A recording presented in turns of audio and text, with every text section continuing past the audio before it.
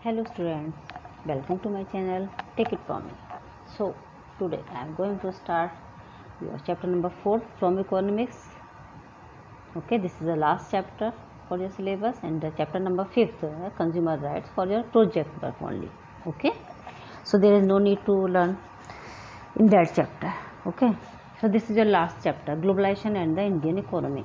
So first,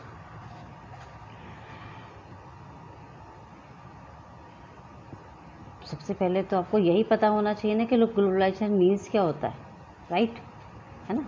तो चलते हैं ग्लोबलाइजेशन पर। इससे पहले भी पढ़ा होगा, ऐसा नहीं है कि हम ही आपको पहली बार समझा रहे हैं ये सब चीज़ें, इससे पहले भी पढ़ा होगा आपने। फिर भी हम बताते हैं ग्लोबलाइजेशन मीन्स क्या होता है, राइट। ग्लोबलाइजेशन क्या लिखा है हमने, ग्लोबलाइजेशन इज अ प्रोसेस, ये एक प्रोसेस होती है in which goods and services are produced in market throughout the world. बस इतना है, ठीक है। जैसे गुड्स एंड सर्विसेज को हमने एक अपनी ही कंट्री के अंदर, है ना, प्रोड्यूस भी कर लिया, सेल भी कर लिया, परचेज भी कर लिया, बस उसी को अगर हमने थ्रू आउट द वर्ल्ड किया, that is called globalization. Globe होता है ना, ग्लोब वर्ल्ड का होता है ना पूरा, बस उसी से वर्ड आया है ये ग्लोबलाइजेशन, ठीक है ना, है ना। अच्छा, इसमें और हमने लिखा है थोड़ा सा और, under this the company setup their production unit और branches in more than one country for its operations. समझ में आ गई ना। इसके लिए क्या करती कंपनीज, अपनी प्रोडक्शन यूनिट को या उसके ब्रांचेस को एक से ज़्यादा कंट्री में जा कर के सेटअप कर देती हैं। क्लियर हुई मेरी ये वाली बात आपको, ठीक है ना। अच्छा, ग्लोबलाइजेशन के ये जो इसमें और भी हैं बेनिफिट्स हैं, और इसके बारे में अभी हम चैप्टर में आगे डिस्कस करेंगे। हम ज़रा पहले हम अपने चैप्टर में यहीं आगे चलते हैं। हम इस पे आ जाते हैं कि ये जैसे ये प्रोडक्शन होता है बाकी सारी कंट्रीज़ में, ठीक है, तो ये प्रोडक्शन करने के लिए या हम दूसरी कंट्रीज़ में जाते हैं उसका काम करने के लिए, तो उसे क्या कहा जाता है, कौन जाती हैं ये कंपनीज़ का नाम क्या हो जाता है, तो वो कंपनीज़ के नेम हो जाते हैं, उसे हम क्या कहते हैं, MNCs कहा जाता है ना, MNC। तो इसका फुल फॉर्म हो जाती है मल्टी नेशनल कॉरपोरेशन। समझ आई, मल्टी नेशनल कॉरपोरेशन क्या होता है। मल्टी नेशनल कॉरपोरेशन ये वो कंपनीज होती हैं, is a company that owns और control production in more than one nation, जो एक नेशन से ज़्यादा नेशन में अपना प्रोडक्शन कंट्रोल करती है, that is called multi national corporations, ठीक है ना। अच्छा, फिर ये आ जाते हैं कि ये MNCs हैं, ये कहाँ पर अपना मार्केट अपना सेटअप करते हैं, क्या करते हैं। जैसे मानो कोई भी एक MNC हमारे इंडिया में आ गई, मल्टीनेशनल कॉरपोरेशन इंडिया में आया, तो वो इंडिया की ऐसी कौन सी जगह है जहाँ पर वो चाहेगी कि वो अपना प्रोडक्शन करे, तो डेफिनेटली वो जगह होंगी जहाँ पर उनका मार्केट पास होगा, उनको लेबर स्किल्ड भी और अनस्किल्ड भी आराम से मिल सके, वो भी लो कॉस्ट पर मिल सके। बाकी जो फैक्टर्स हैं प्रोडक्शन से रिलेटेड वो उनको इजीली अवेलेबल हो, वो उन जगह पर जा कर के अपने इसको MNCs को, मल्टीनेशनल कॉरपोरेशन को सेटअप करना चाहेगी, अपनी फैक्ट्री सेटअप करना चाहेगी। समझ आ गई ना। जैसे अगर ये क्वेश्चन आ जाता है कि MNCs वो किन फैक्टर्स पर ध्यान देती है जब वो एक कंपनी सेटअप करना चाहती है, तो वो इन सेटअप पर कि डेफिनेटली उसके पास क्या होना चाहिए, एक मार्केट होना चाहिए, लेबर इजीली उसको अवेलेबल हो, बाकी अदर फैसिलिटी में आ जाए, जैसे इलेक्ट्रिसिटी की फैसिलिटी, वाटर की facilities, right, banking facility, transport facility उसको इजीली अवेलेबल हो, उस प्लेस को वो डेफिनेटली प्रेफरेंस देगी। कितनी बात क्लियर है ना मेरी आपको, है ना।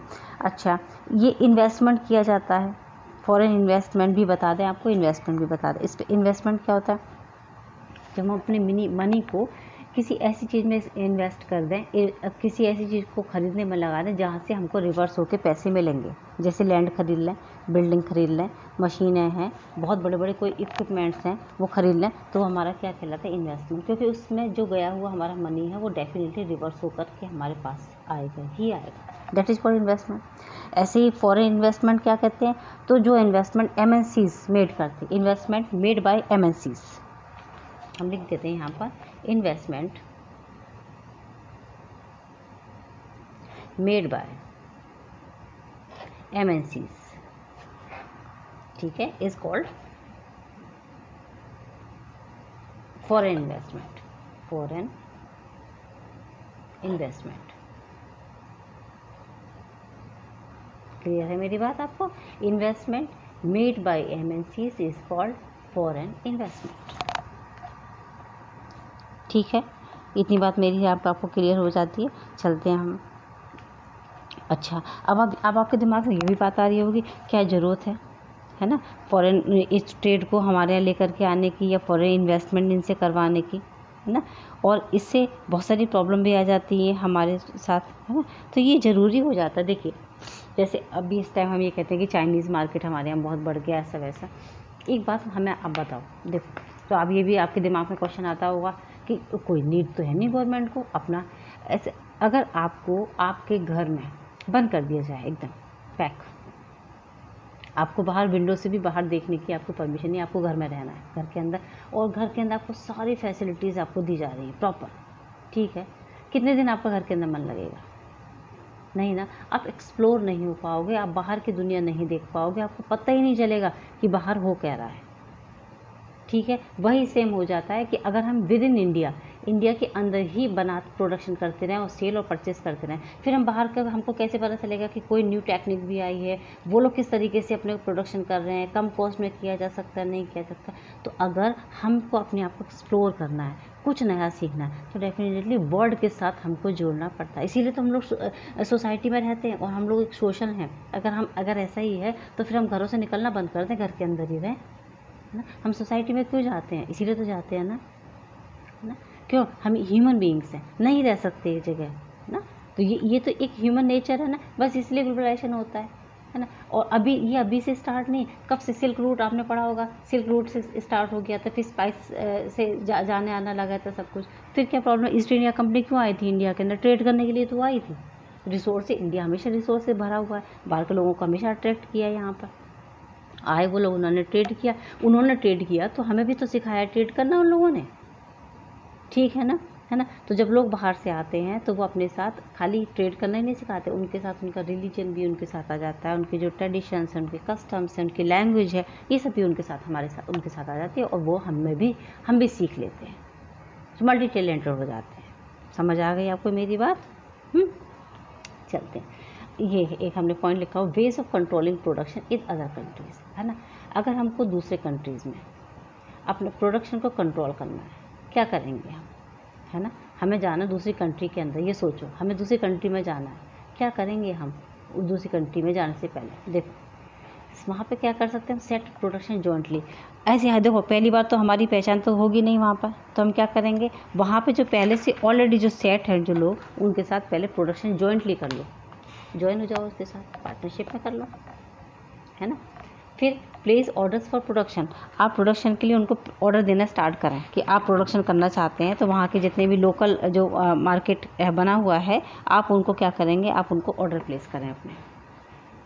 Use local companies for supplies, और वहीं की कंपनीज़ को सप्लाई करने के लिए यूज़ करें, है ना। जैसे आप इंडिया में आ गए, बाहर के हम लोगों की बात करें बाहर, तो यहाँ के इंडियन जितने भी कंपनीज़ हैं, आप उनसे सप्लाई ले लें, क्योंकि बाहर से आप सामान मंगाएंगे आपको कॉस्टली पड़ेगा, यहीं से ले लें।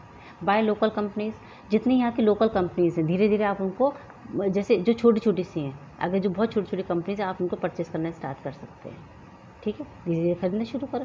फिर setup their own production unit in a new country, और क्या करेंगे, अपना पर्सनल प्रोडक्शन यूनिट नई कंट्री में जा कर के सेटअप कर दो, बना दो, फैक्ट्री बना लो वहाँ पर अपनी, जहाँ पर जैसे माना हम चाइना में जा रहे हैं अपनी एक फैक्ट्री सेटअप करने के लिए, तो इसमें से आप कुछ भी काम कर सकते हैं, तो आपका वहाँ पर कंट्रोल हो जाएगा प्रोडक्शन का। ऐसी तो एमएनसी सेट की जाती है, धीरे धीरे सेट की जाती है। ईस्ट इंडिया कंपनी आई थी ना इंडिया में, है ना, उसने सिर्फ एक जगह की परमिशन ली थी और धीरे धीरे करके उसने ऑल ओवर इंडिया को कंट्रोल किया था, है ना। ऐसे ही सेटअप होती है ये कंट्री। क्लियर है मेरी बात? यहाँ पर चलते हैं आगे।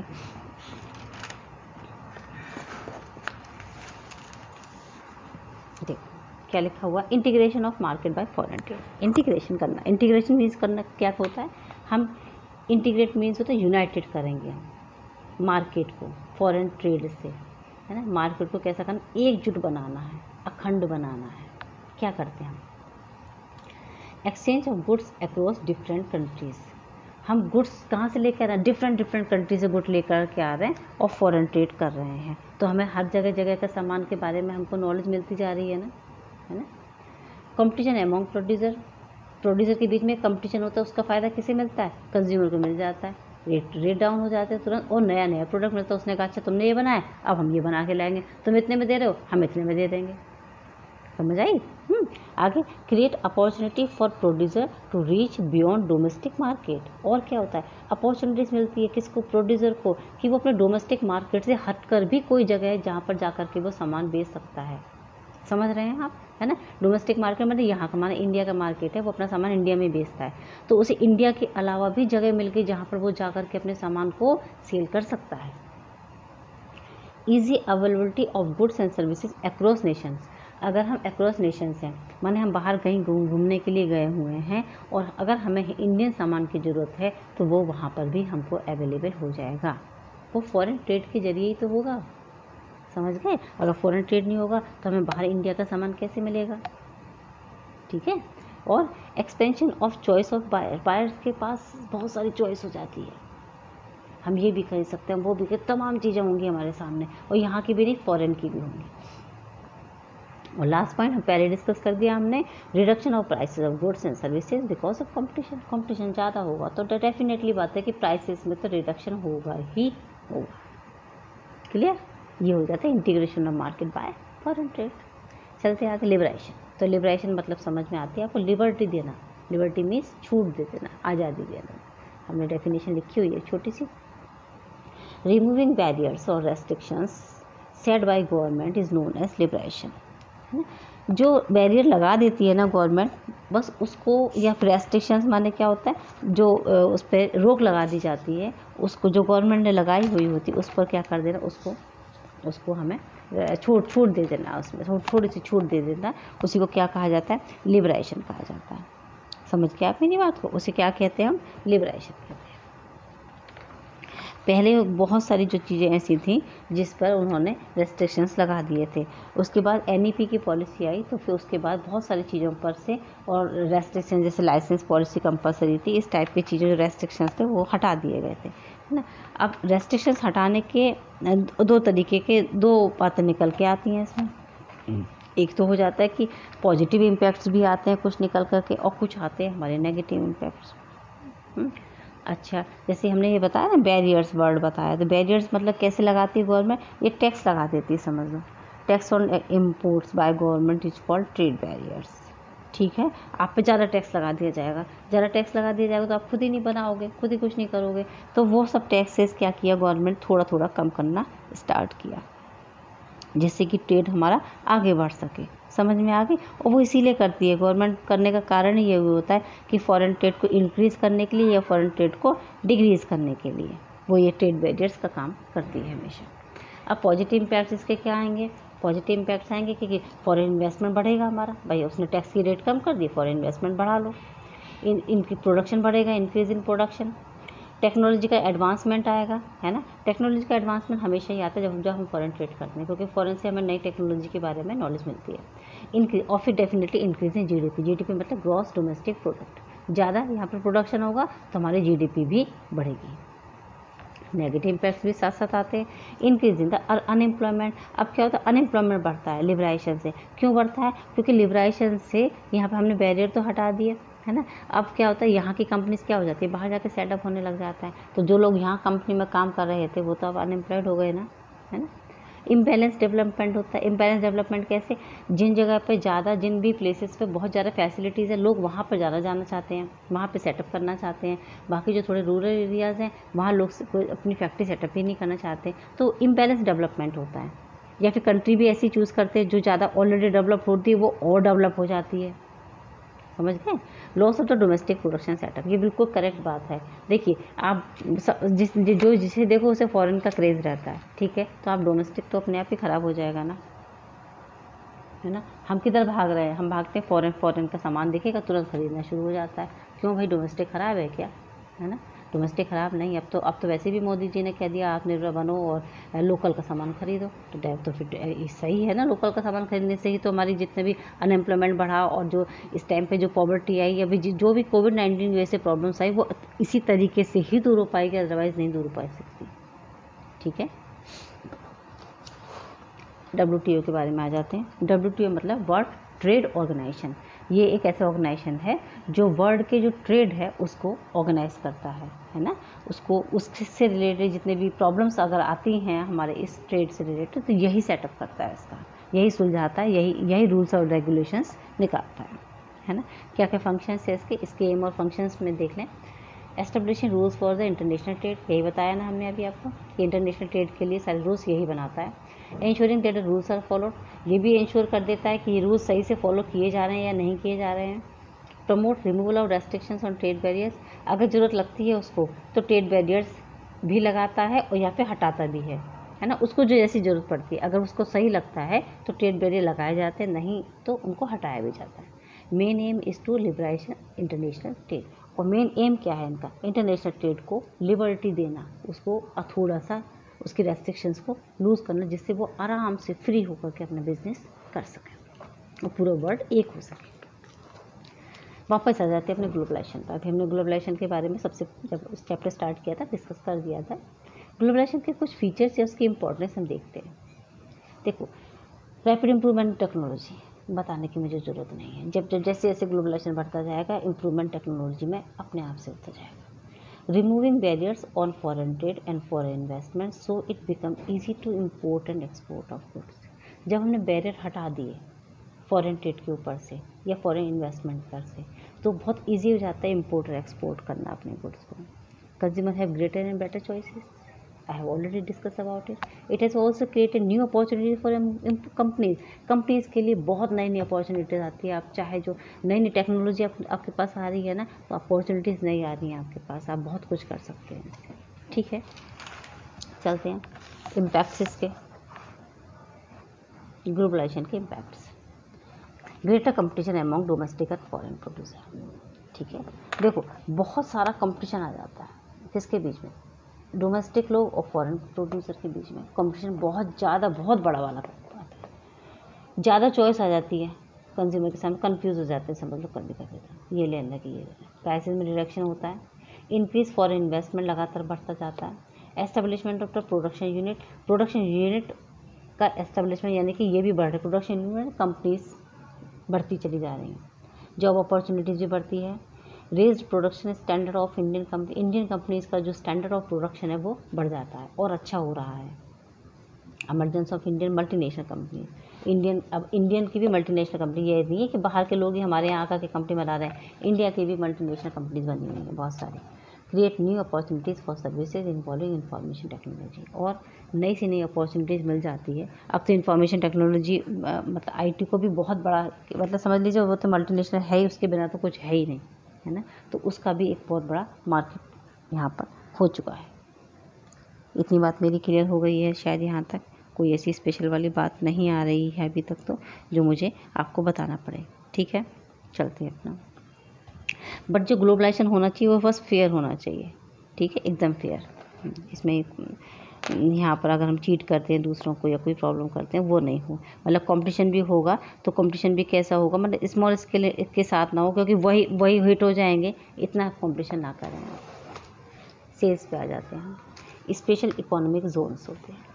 ठीक है, अब स्पेशल इकोनॉमिक जोन्स होते क्या हैं, हमने डेफिनेशन लिखी हुई है बहुत अच्छी सी बना करके। To attract the foreign investment, हमें फॉरेन इन्वेस्टमेंट अट्रैक्ट करना है ना, कि बाहर के लोग आकर के हमारे इन्वेस्ट करें पैसे इन इंडिया में। तो the government of India has set up industrial zones which are known as special economic zone. तो गवर्नमेंट ऑफ इंडिया ने कुछ स्पेशल ना इंडस्ट्रियल जोन बना दिए हैं, जहाँ पर आकर के ये MNC सेटअप करती हैं और या फिर अपना फॉरेन इन्वेस्टमेंट करती हैं।